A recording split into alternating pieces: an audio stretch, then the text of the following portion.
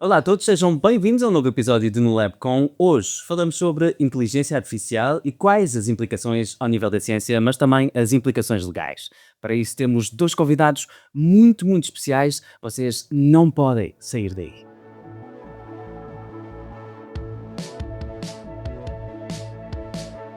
E para começarmos a nossa conversa, nada melhor do que apresentarmos o nosso excelente painel. Hoje temos o Dr. Paulo Saragossa da Mata, advogado, muito conhecido da Olá. nossa praça pública. Olá, Paulo, obrigado. É um gosto receber-te aqui no nosso podcast. É um prazer também estar cá. E ao lado do Dr. Saragossa da Mata temos também o nosso médico neuroradiologista, o Dr. Tiago Batista. Olá, viva, obrigado pelo convite. É um grande prazer aliar este podcast a dois grandes amigos meus, mas vamos já começar as perguntas. Tiago, a primeira pergunta é para ti e é relativamente objetiva. Quando é que sentiste que a inteligência artificial deixou de ser futuro e passou imediatamente a fazer parte do teu presente como clínico? Bom, nós estamos a usar a inteligência artificial já há alguns anos, começámos em 2019. Fomos bastante pioneiros naquilo que foi a introdução da inteligência artificial na área da imagiologia, mas eu devo dizer que o ponto de viragem em que eu percebi que de facto era uma revolução, e é, não há dúvida nenhuma sobre isso, foi quando um doente com uma fratura do braço, digamos, fez um raio-x que foi analisado pelo algoritmo de inteligência artificial e o algoritmo deu positivo, que havia uma fratura nesse braço. Mas o colega, o ortopedista, não acreditou, achou que não havia e que negou. Foi perguntar ao radiologista expert em musculoesquelética, o radiologista, não há fratura. Fizeram um ataque e tinha uma fratura. Ou seja, a inteligência artificial foi capaz de identificar uma alteração que nenhum dos experts foi capaz de identificar. Isto para mim foi um game changer. Foi na altura em que eu percebi, ok, de facto, isto é uma revolução, há que adotar, não há que esconder, não há que evitar. E foi de facto um momento muito importante mesmo na adoção e na confiança dos clínicos por esta tecnologia. Mas quando um clínico, um médico pede uma requisição de uma TAC ou de uma ressonância, ele sabe que vai contar com a ajuda da inteligência artificial? Nem sempre. No fundo, neste momento, existem sistemas de apoio à decisão para o pedido, para a requisição de exames imagiológicos. Mas o que o clínico muitas vezes não sabe é que nós já estamos a utilizar no dia-a-dia, na prática clínica, a inteligência artificial todos os dias. Uma ressonância, hoje em dia, num grande serviço de radiologia, não pode ser feita sem inteligência artificial. Não, isso já não existe. E, portanto, nós estamos a introduzir a inteligência artificial no nosso dia-a-dia de uma forma muito suave, muito subtil, mas com um impacto enorme naquilo que é a qualidade, no desempenho, no conforto dos doentes, porque reduz o tempo dos exames, e também na redução de dose que damos quando estamos a falar, por exemplo, de TACs. E, portanto, todas estas vantagens muitas vezes não são percepcionadas pelos clínicos, muito menos pelos doentes, mas sim, nós estamos a utilizar todos os dias, já de uma forma muito consistente. É quase uma eficácia e uma eficiência maior, sem as pessoas saberem. Aumenta a eficiência, aumenta a qualidade, reduz os riscos dos exames e também aumenta a capacidade de trabalho dos radiologistas e o nível de cansaço, reduz o nível de cansaço dos radiologistas. Portanto, há muitas vantagens e consideraremos falar delas ao longo deste podcast, mas de facto não há hipótese de hoje em dia um serviço de radiologia, enfim, de maior dimensão, não usar algoritmos de inteligência artificial. Não podemos fugir ao óbvio. Paulo, a seguinte pergunta é para ti, e é uma pergunta que acho que lá em casa, no carro, onde quer que estejam, nós precisamos de saber. Do ponto de vista legal, a velocidade da inovação está a ultrapassar a forma como legislamos? Eu diria que historicamente sempre foi assim. O direito vai sempre atrás da vida, não é? Até porque a vida tem sempre muito mais imaginação que o direito. E portanto, a maior parte das vezes o que nós temos é uma necessidade, e perante essa necessidade de utilizar qualquer artefacto, qualquer tecnologia nova, temos que ir regulamentar a seguir. E ainda bem que é assim, porque nós, quando começamos a regulamentar com muita antecedência, por regra, regulamentamos mal, porque ainda não sabemos o que vai acontecer. Portanto, faz todo o sentido. Há aqui uma nota, no entanto, que a inteligência artificial que o Tiago estava aqui a falar é a inteligência artificial de que hoje falamos, mas os primeiros passos desta inteligência artificial numa área tão, diria eu, tão parada e tão lenta como é a ideia que tem da justiça, eu comecei a utilizá-la em 2010. é muito curioso, e depois vou-vos explicar o que é que para nós era inteligência artificial, que não tem nada, que hoje é uma coisa que o miúdo utiliza, não é? Mas, indo diretamente à resposta que tem que ser dada, sim, vamos atrás, não acho que isso seja mau, ir atrás, vamos vendo o que acontece. Na matéria de inteligência artificial, dada a sua gravidade e perigosidade, a União Europeia esteve excepcional, estamos sempre a dizer mal da União, excepcional ao ter conseguido criar um regulamento de inteligência artificial. Curiosamente tem coisas muito boas, não é? E depois tem coisas absolutamente disparatadas para quem trabalha na minha área concreta, não é? A área do direito penal. Quando se olha para aquilo, diz, estes tipos não tiveram a mínima noção da gravidade do que acabaram de criar. Curiosamente, uma das situações é na vossa área, na área da medicina. Mas, por exemplo, quando falávamos há pouco e eu perguntava ao Tiago, o médico sabe que está a usar ou não o auxílio da inteligência artificial. A pessoa pode consentir ou não, ou já é um dado adquirido que vai? Eu hoje em dia, o consentimento começa a ser a exceção. Ok. Vamos, por exemplo, vou dar só aqui um exemplo para começarem todos a perceber ao ponto a que há interação entre nós e vós. As câmaras de videovigilância no acesso a uma instituição de saúde ou numa sala de espera e que detecta pessoas que entram ou saem de uma determinada zona, por exemplo, de um bloco de partos, ou, por exemplo, não estou a dizer que está dentro, não é isso que eu estou a dizer. Percebe-se que indo por aquele corredor ou vai para a morgue, não estou a brincar, para 3 sítios. Qual é a utilização que se pode fazer desta captação de imagens? E pode-se utilizar na captação de imagens o reconhecimento facial? Por exemplo, para evitar que bebés sejam roubados das maternidades. Esta questão de podemos ou não podemos utilizar naquele momento, naquele sítio, que é uma instituição de saúde, um mecanismo de inteligência artificial é livre? Não é livre? Tem limites? Não tem limites? Sim, tem limites. Mas depois tem umas exceções tão largas, que já não tem nada a ver com o que dizia o Tiago, que é a inteligência artificial a ser utilizada no procedimento médico, tendo em vista um ato médico, mas é estarmos a utilizar a inteligência artificial que está ali por uma determinada razão para fins que depois não são os fins para que aquilo foi feito. E aí prende-se com o consentimento. É que eu, doente, se calhar estou totalmente livre e disponível para dar o meu consentimento para ser submetido a um determinado procedimento que é lido em termos de inteligência artificial. Mas não, por exemplo, para saberem se eu estou a entrar ou a sair para efeitos de um processo criminal. Paulo, eu gostava só de acrescentar que o regulamento de inteligência artificial da União Europeia, de facto, foi um avanço extraordinário e era muito importante que acontecesse. Mas no caso concreto da medicina e da aplicação de inteligência artificial em imagem médica, é recomendado que os doentes saibam que as suas imagens vão ser lidas de algum modo por inteligência artificial. Não significa isso que sejam lidas autonomamente, e não estamos ainda neste nível da inteligência artificial autónoma, ou seja, sem qualquer verificação a posteriori por parte de um humano, neste caso de um médico radiologista, mas é necessário, há o dever de informação de que nós estamos a usar a inteligência artificial. Claro. Salvo erro, o regulamento ainda não está em plena aplicação, tanto quanto sei, será no futuro. Mas nós já estamos a pensar exatamente como é que nós vamos informar os nossos doentes, que já estamos a utilizar algoritmos, por forma a não, por um lado, assustar os doentes a pensar, ok, então eu venho para um hospital e de repente não há aqui mais médicos, não é? Isto é autónomo, é automático. Não. Como é que nós vamos, por um lado, não assustar, mas por outro lado, mostrar esse valor? Eu, se tiver tempo, gostaria só de chamar a atenção, nós introduzimos um algoritmo para a avaliação de neoplasia da mama, cancro da mama, que tem tido um sucesso enorme, e um dos motivos do sucesso, não só porque aumenta a capacidade do radiologista em detectar, etc., tudo mais, é que os doentes querem que as suas mamografias sejam lidas com o auxílio da inteligência artificial, porque acreditam que, de facto, a inteligência artificial vai acrescentar valor ou vai reduzir a probabilidade de uma pequena lesão não ser detectada. E é verdade. Mas exatamente isso. Mas o público em geral já ter esta percepção é uma ótima ajuda para nós na área da saúde conseguirmos, com alguma confiança por parte dos doentes, introduzir a inteligência artificial no nosso dia-a-dia. É exatamente isso. Por isso que eu disse, cada vez vai ser preciso menos.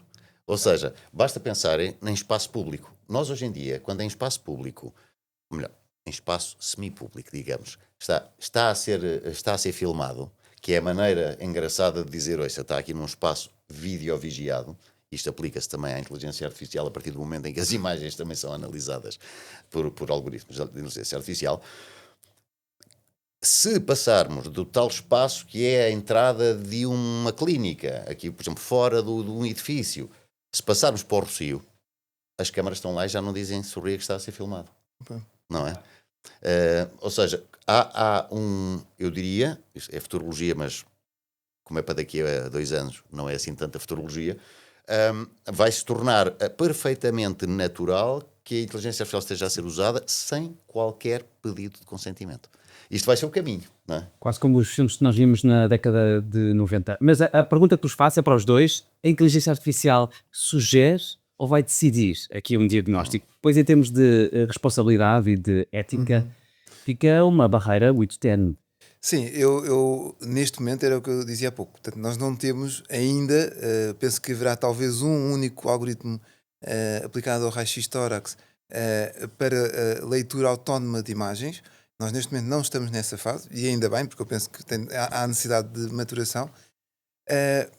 Mas, de facto, a inteligência artificial, e agora não tão só aplicada à imagiologia, mas de uma forma mais geral, aplicada à medicina, tem uma capacidade de integrar conhecimento, integrar informação, quer seja de raio-x, de análise de relatórios de TAC, notas clínicas não estruturadas. Nós tínhamos muito aquela ideia de que era preciso uma estruturação muito rígida para podermos usar a informação. Não, felizmente, hoje em dia os LLM conseguem, através de informação clínica não estruturada, informação dispersa, conseguem fazer essa compilação, conseguem integrar toda essa informação e sugerir algum tipo de diagnóstico, de aprofundamento de exame, enfim, algum tipo de conduta. E isso é um segundo par de olhos para um médico ter um apoio. E isso é muito importante.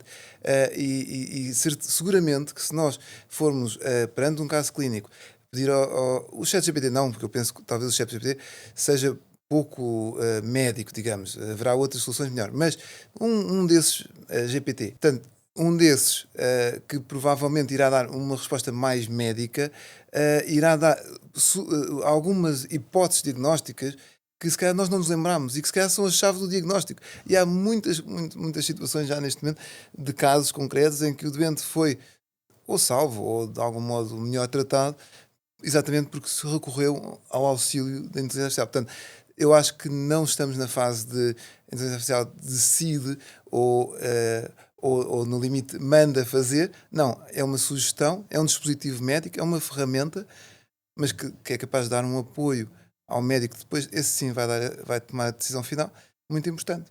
Paulo, dá o teu input, porque eu tenho aqui uma provocação para te fazer. Não, mas então avança. Quando a inteligência artificial falha, a culpa é de quem? Do médico? Eu por acaso ia pegar exatamente nisso que estás a dizer. Na fase atual, a inteligência artificial não pode decidir. Como dizia o Tiago agora, não pode decidir. A questão torna-se muito mais grave quando passar a poder decidir. O regulamento da inteligência artificial já atribui responsabilidades neste momento ao produtor e a quem desenvolve o instrumento de inteligência artificial. Obviamente que vai ter que sacar responsabilidades a quem a utiliza. E isso é um velho princípio também de direito. Esse também tem uns 5.000 anos, que é quem utiliza um instrumento, uma pessoa ou uma coisa é responsável por aquilo que essa pessoa ou coisa possam causar. É responsável pelo cão. Então temos como isso, não é? E vai ser exatamente a mesma estrutura. O direito nos seus grandes cânones não vai mudar. Os grandes cânones do direito não vão mudar. Vão ser, os cânones são os mesmos. Tem que se adaptar à realidade concreta. E, portanto, obviamente que o médico é responsável, a empresa, sei lá, a clínica, o hospital também pode ser responsabilizado com vias jurídicas distintas, consoante seja uma entidade pública ou uma entidade privada. Isso agora não vem aqui ao caso. Mas é o médico que é o decisor. É a ele que lhe compete decidir. E, portanto, por muito que o erro seja do instrumento de inteligência artificial, a menos que se prove que ele estava mal programado, mal estruturado, mal pensado até na engenharia que está por trás, é óbvio que é o médico que vai responder, como será o polícia, como será o militar, como será o advogado, quando faz um contrato com a inteligência artificial e não o vai rever. Não sei se sabem, não é? A plateia, essencialmente, penso eu, será essencialmente médica, mas terão ouvido que há um tempo atrás uma decisão de um Tribunal Superior, um Tribunal da Relação de Lisboa, foi feita com recurso à inteligência artificial. E tinha uma série de erros gravosos. De quem é a responsabilidade? De quem a escreveu utilizando a inteligência artificial, porque confiou e, claro, deu a geneira, porque ainda não estamos no momento em que podemos deixar a inteligência artificial. Eu acho que, permitam, nunca estaremos 100% aptos para divulgar tudo na inteligência artificial. Tem que haver um escrutínio e a parte pessoal. Mas Pode haver. pode e tem que haver, não Ó Pedro, mas minha se ética. me permites fazer aqui uma pergunta neste âmbito que eu tenho curiosidade, que é Um advogado faz sempre falta. Exato. Imaginemos que nós estamos numa situação em que há um algoritmo capaz de detectar, por exemplo, cancro de mama, que é assim uma coisa mais fácil, e que já está estabelecido, com uma capacidade de diagnóstico enorme, enfim. E um hospital decide, porque sim, não usar inteligência artificial. Eu penso que nós vamos chegar ao momento Aí é o contrário. em que o doente pode dizer não, mas porquê que não utilizaram todas as Claro. ferramentas disponíveis Mas eu diria... para chegar ao meu diagnóstico? Mas aí estamos a entrar numa outra dimensão. Estamos a entrar na dimensão do o que é que são as leis artes, o que é a boa prática. Mas será que aí é como cliente eu posso escolher outra entidade e não ir? Ou posso culpabilizar essa entidade por não ter usado? Ambas. Vamos lá ver. Na vossa arte, não é? A vossa arte, prefiro chamar arte do que ciência, na vossa arte, vocês têm uma série de regras que têm que cumprir para se considerar que estão a atuar bem em termos médicos. Certo. Como é que se abre um rim, como é que se abre o coração, como é que se tenta tratar uma neoplasia da mama. Se vocês não seguirem o procedimento hoje em dia, que medicamente está, de acordo com protocolos internacionais, está afirmado, vocês estão-se a afastar das boas práticas médicas, daquilo que nós chamamos as leis artes. E são responsabilizados por isso. Se houver um resultado danoso. Igualmente, toda a boa prática diz, para isto, deve-se utilizar a inteligência artificial, porque realmente está comprovado que dá uma grande ajuda no diagnóstico. Vocês deixam de o fazer, vão começar a entrar num campo de má prática médica. E é por aí que há a responsabilização. Claro que a responsabilização é pessoal, é humana. E porquê que a responsabilização é humana? Porque uma responsabilidade tem sempre atrás de si um juízo de alguma censura pela má prática, seja em que área for.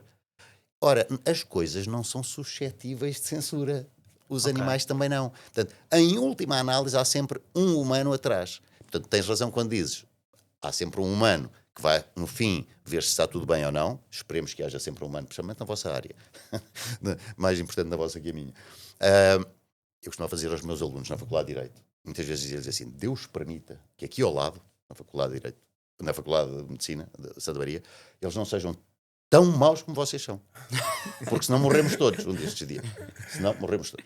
Peço desculpa, mas era só uma história para dizer a responsabilidade é humana. No fim, é sempre humana. Mas o que o Tiago, e depois o input do Tiago, neste caso, quando aquele hospital ou aquela clínica decidiu não usar o último gadget, a última parte, a culpa é deles, então. Será deles se o gadget, esta é que é uma ressalva, se o gadget for considerado essencial para estarmos perante um bom serviço médico. Talvez tenhamos de esperar um pouco para chegar a esse Eu ponto. também acho que sim.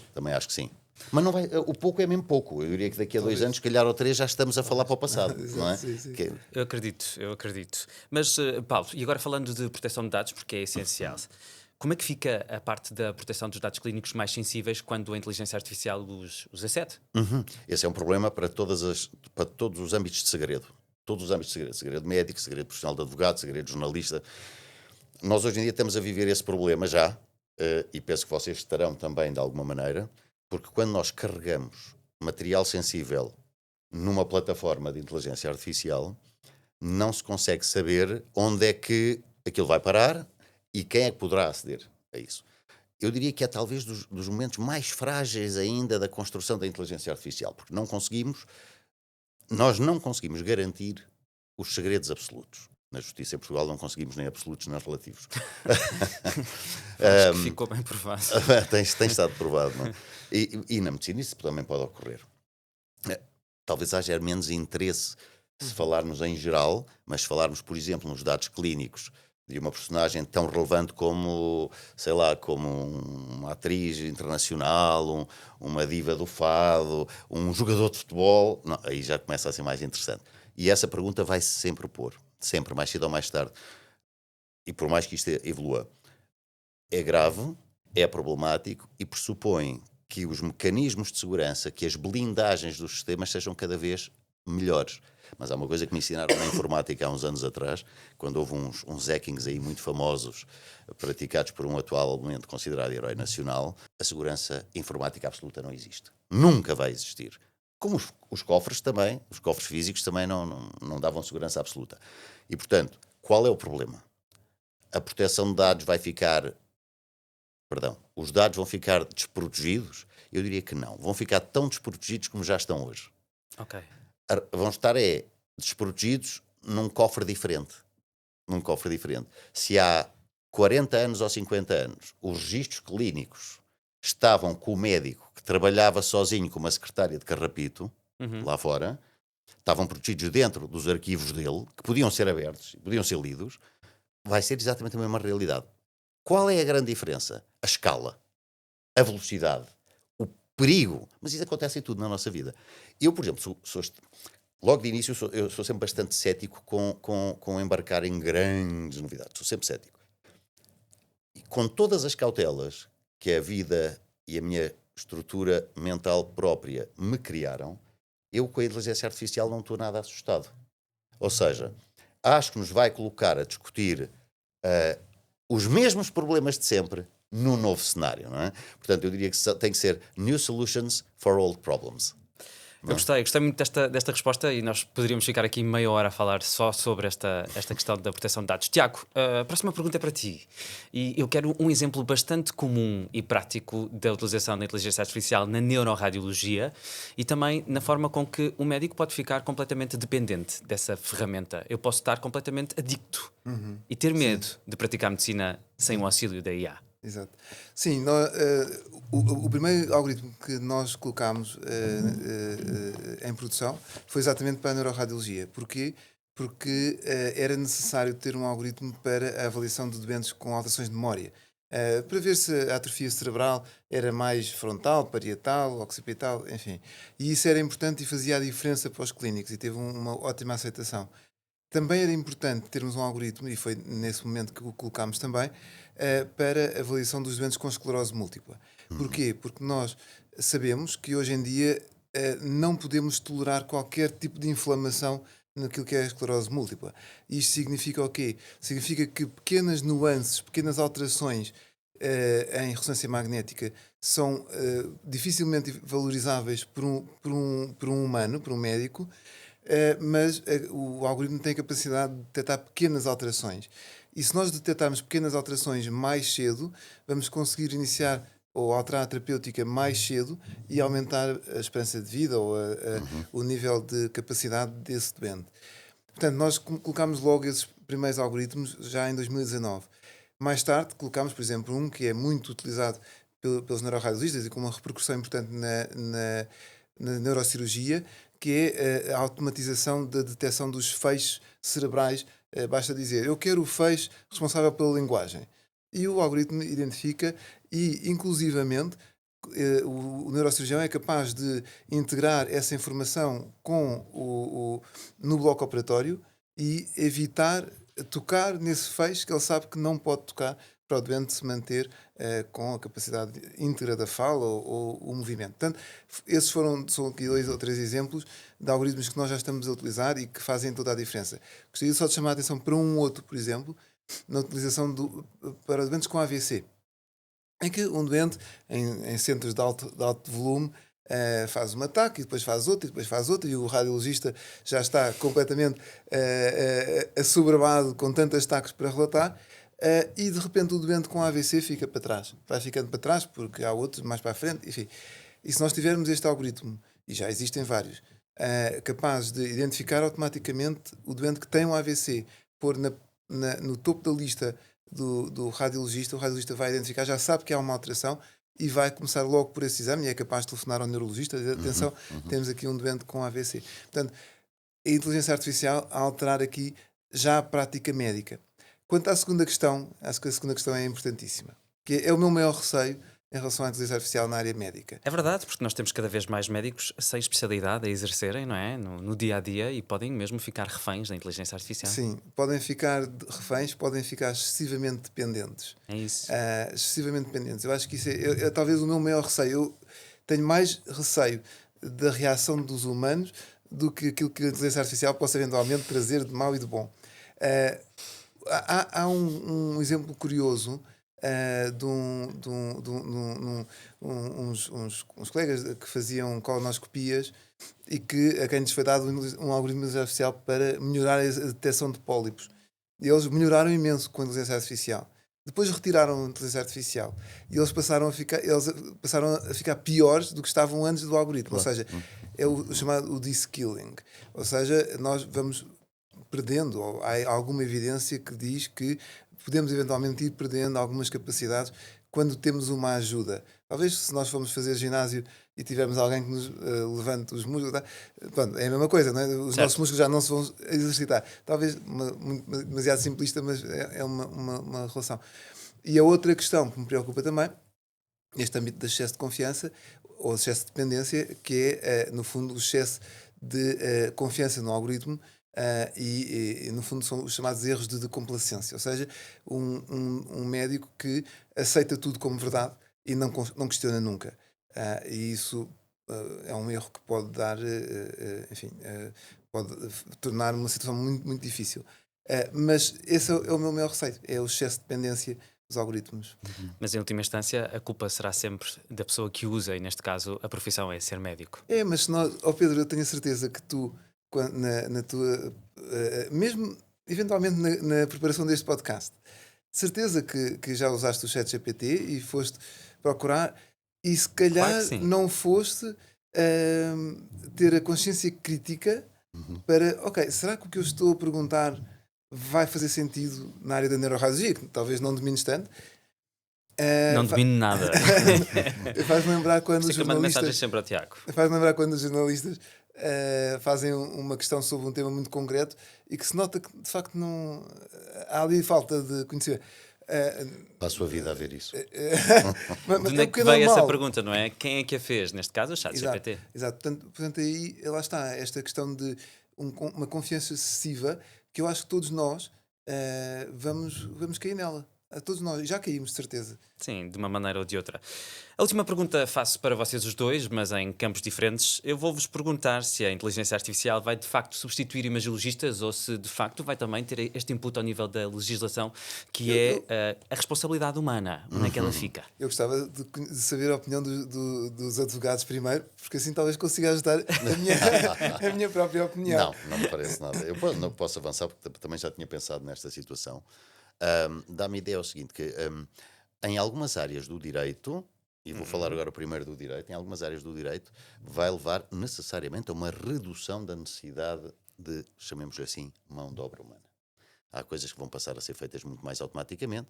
Basta imaginar que, não tanto em Portugal, mas no sistema anglo-saxónico, como é um sistema de case law, e cada vez que é preciso levar um caso a julgamento havia que procurar 300 casos semelhantes do passado, como é que isso se fazia? À mão. Eu, aliás, quando acabei o meu curso na Faculdade de Direito da Universidade Católica, tínhamos já um pequeno computador para pesquisar as existências. Mas na clássica havia um armário grande, castanho, com gavetas, e as gavetas tinham umas fichas, e eram as fichas que tinham os nomes dos livros e dos artigos científicos. Portanto, para ter um bocadinho a noção, eu nasci no século anterior mesmo, não foi há 3 séculos atrás. Não é? Era assim. Ora, é natural que para algumas destas atividades mais básicas que eram feitas por paralegals ou por... Quando temos uma ferramenta que o pode fazer com uma fiabilidade muitíssimo grande, que é recolher tudo o que são decisões sobre a responsabilidade médica em casos de má prática na colonoscopia. Por exemplo, não é? Como se nós tivéssemos grande situação, que não temos em Portugal. Se temos alguém que o faz, não precisamos de um ser humano para o fazer, precisamos que quem precisa da informação, lá está, quem pediu a informação ao paralegal, a saiba ler, interpretar e usar. Agora, há áreas do direito em que isso nunca vai acontecer por definição.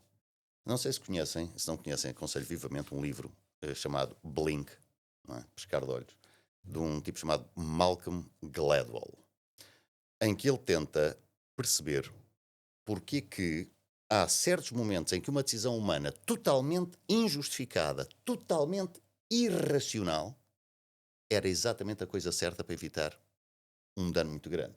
Isso acontece muito na aviação. Na aviação vemos muitas vezes situações em que o piloto toma uma atitude sem nenhum fundamento, sem nenhum input, pá, sobe 100 pés. Mas, disse 100 pés, podia ter dito 200, não faço ideia. E toma aquela atitude. E aquilo salva o problema naquele momento. E porquê? Não é? Ora, este Blink, eu acho que vai continuar a existir na medicina, vai continuar a existir no direito, na física, na química, em tudo. Agora, como dizia o Tiago, e bem, não podemos também entender que vamos prescindir do conhecimento humano porque aquela máquina faz tudo, porque realmente se nós relaxamos, se nós deslaçamos, dizemos, a máquina faz. Não, quer dizer, a máquina não faz. A máquina faz até onde é possível. Agora, há um momento humano, dá para detectar, dá até para sugerir uma decisão. Certo. Mas é isto, sugerir uma decisão. Nós nunca... Que isto não afasta, última notinha do que vou dizer, que isto não afasta que em muitas profissões, também na medicina seguramente em algumas coisas, também no direito em outras coisas, haja uma menor necessidade de mão de obra em certas áreas, isso não tenho dúvida absolutamente nenhuma. Agora, naquele momento, rever contratos, na minha área, uma coisa que, em princípio, a inteligência artificial vai conseguir fazer isso com muito mais facilidade do que estar em frente a um tribunal a conduzir um julgamento.